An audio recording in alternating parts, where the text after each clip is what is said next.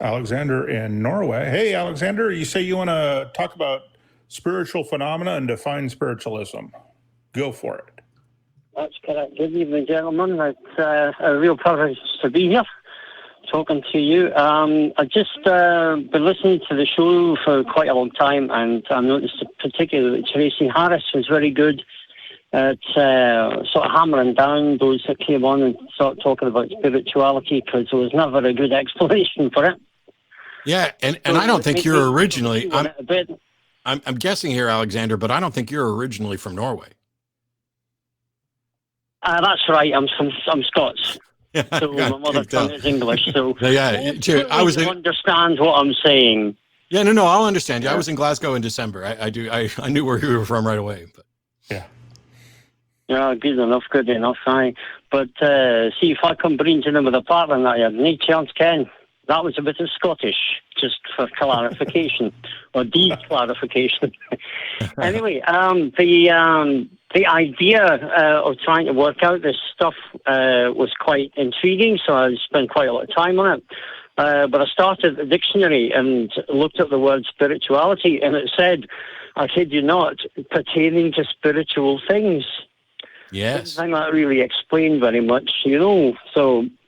Anyway, so I'm not aware of any definition. I'm not aware of any definition of spiritual that is of any use to anyone, because by and large, it tends to be used. Well, I'm going to try and give you one that might be useful, okay? And you can either think it's okay, or you can pick it apart as it hits you, so to speak.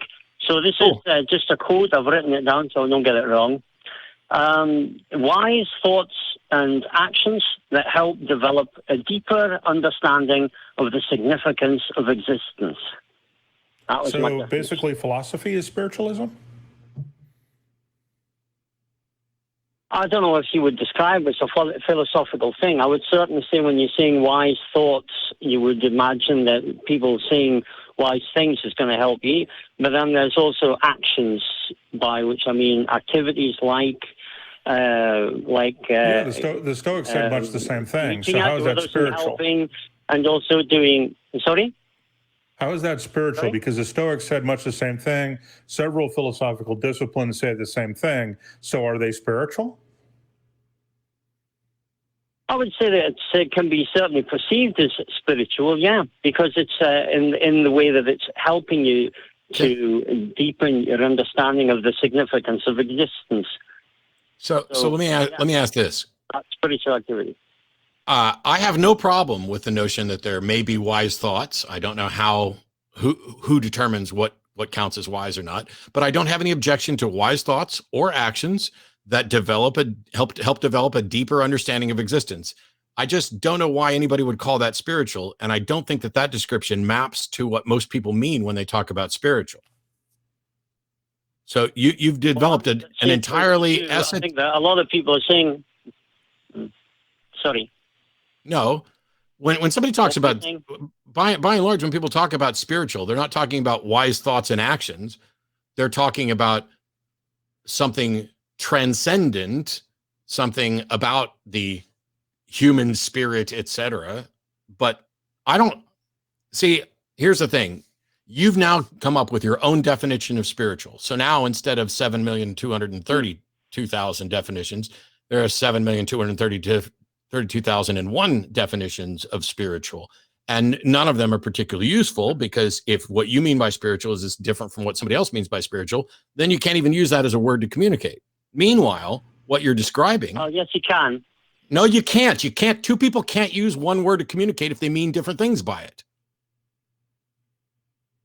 Well, what happens is like you said, there's nebulousness about it.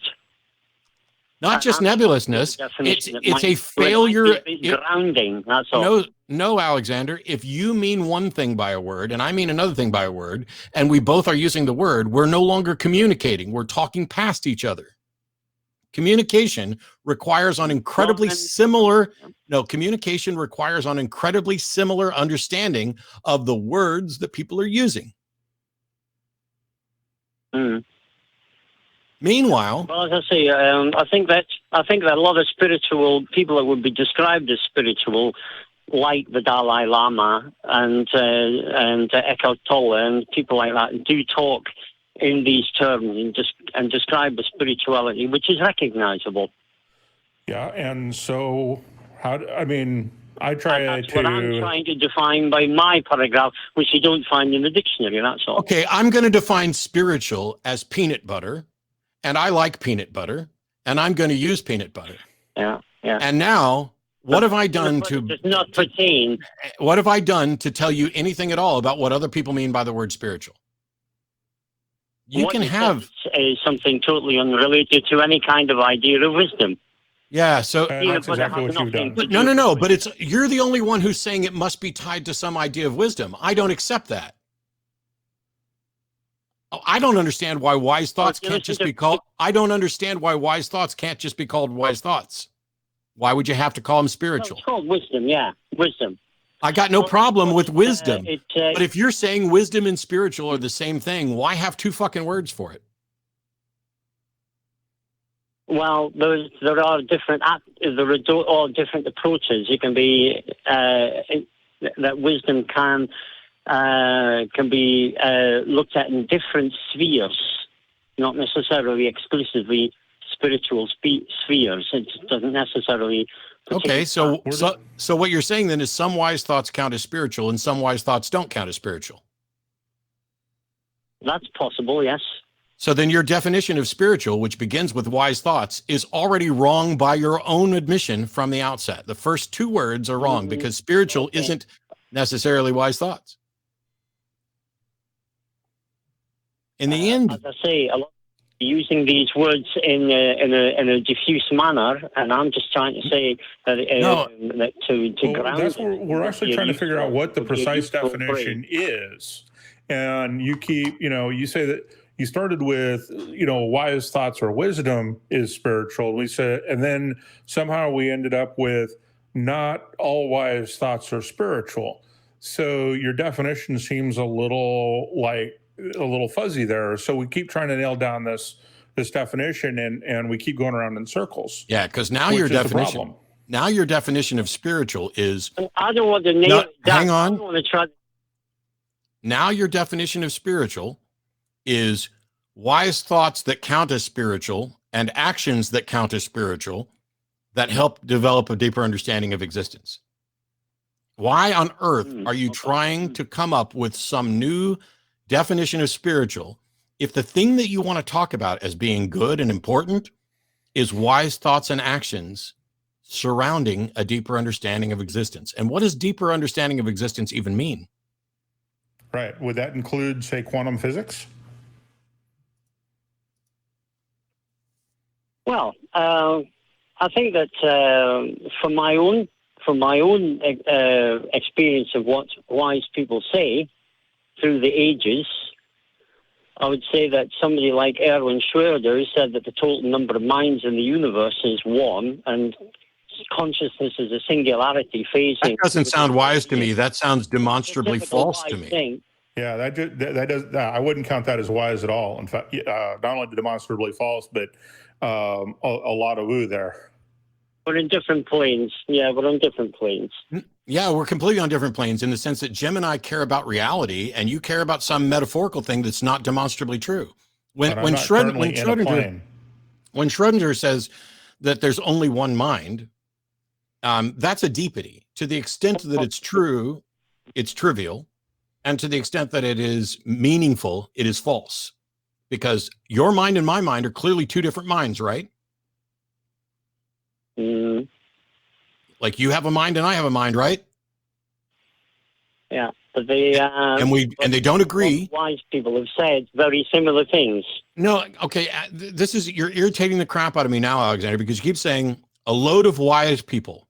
First of all, how did you determine that they're wise? Because what you just said is that what Schrodinger said about there only being one mind makes him wise, or is a wise thing. And I don't find it wise at all. In fact, I find it false.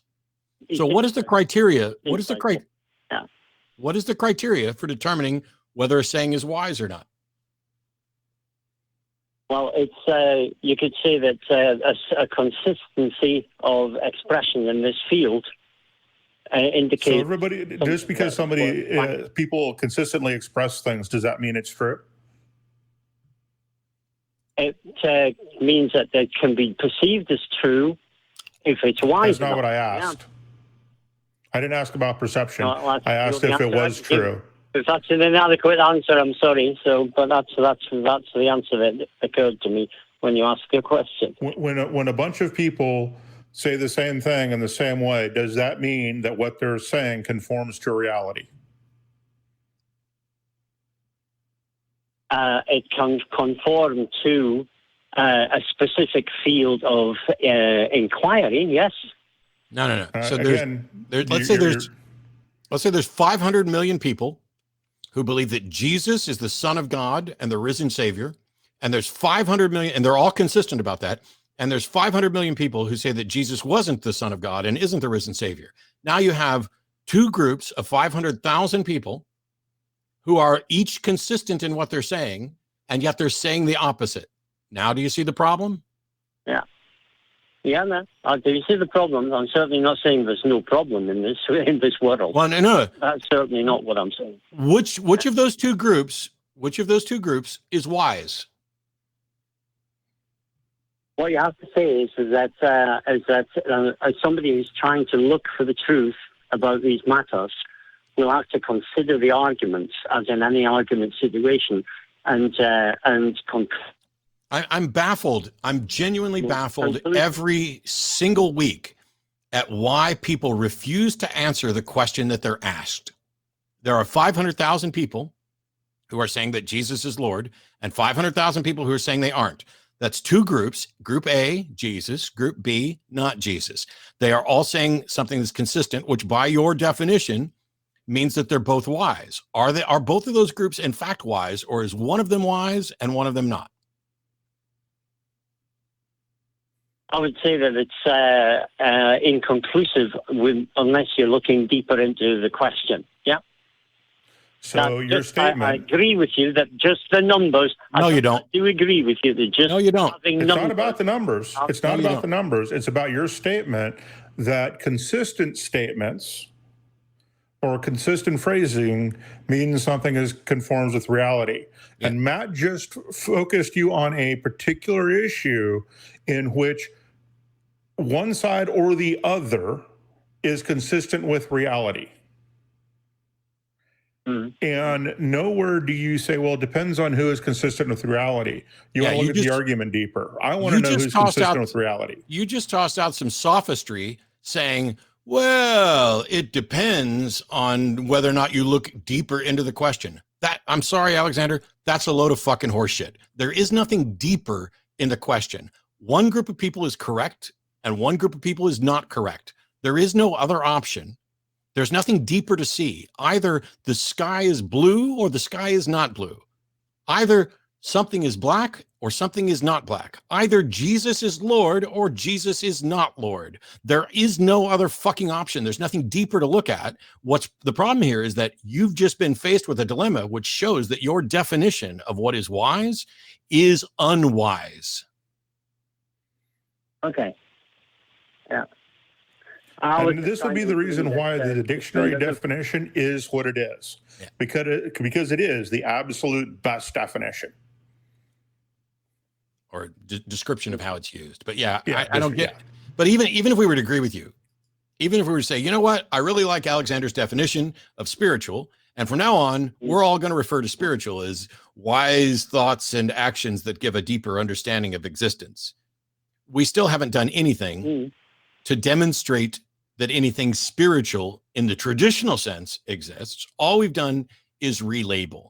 We've done something dishonest by saying, I suspect that but this is kind of what a bunch of people mean. Well, instead of you telling me what you think a bunch of people mean, why don't we actually do a poll to find out what a bunch of people mean? Again, I agree with you that just having large numbers of people following something doesn't mean that it's right. I'm agreeing. And would you also? One argument would have to be consistent and. No, that's not the measure of an argument. Convincing enough. Whether or not someone, Alexander, whether or not someone is consistent is not a measure of how wise or true they are. Someone could be consistently wrong. Have you heard about our president? Convincing. Yeah. Our president's pretty fucking pretty fucking consistent. But that doesn't mean that what he says is true, right? Consistent. Well, I meant to use the word convincing. In fact, that the that's even worse. That's even worse, Alexander, because now when you say they're convincing, all you're saying is that they convinced you, because they didn't convince me. There's not something that is like universally convincing. The fact that you're convinced tells us about you. You find that certain directions will be convincing. Yeah. So convincing has nothing to do with it, because people convince other people that they can sell them the Brooklyn Bridge or something else equally false all the time. So being convincing has nothing to do with it. And I think you're taking the argument for the evidence. An argument is not evidence. Okay. You need the argument and the evidence to prove that an argument is consistent with reality or truth. Can I just give a very quick argument? Can I give a quick argument? I'd rather have the evidence, but go ahead. Human beings. Well, this is part of the evidence, I think, because if we look at arguments cannot be evidence. It may be possible to look at it. He's not listening. He's not listening. He wants to. I'm proposing that love and empathy are the most important aspects of human nature, and they will lead to a more humane society. Yeah, that has absolutely. We'll let you leave on that deepity, because we've gone completely off of spiritualism and the definition of spirits. So anyway, thank you for the call, Alexander. I hope you have a great rest of your weekend. Talk to you later. Bye. Oh, I got backed into a corner. Let me talk about how important love and empathy is. If you had called in at the beginning and said, hey, I'd like to point out that love and empathy are incredibly important, I think that Jim and I probably would have immediately agreed. Love and empathy are incredibly important. Not only would we have agreed, we probably wouldn't have taken the call, because we would agree with that entirely, and there's no point in the call. Yeah, you might. I mean, it's love and empathy being incredibly important. It's just like one step below oxygen is incredibly important. Yeah.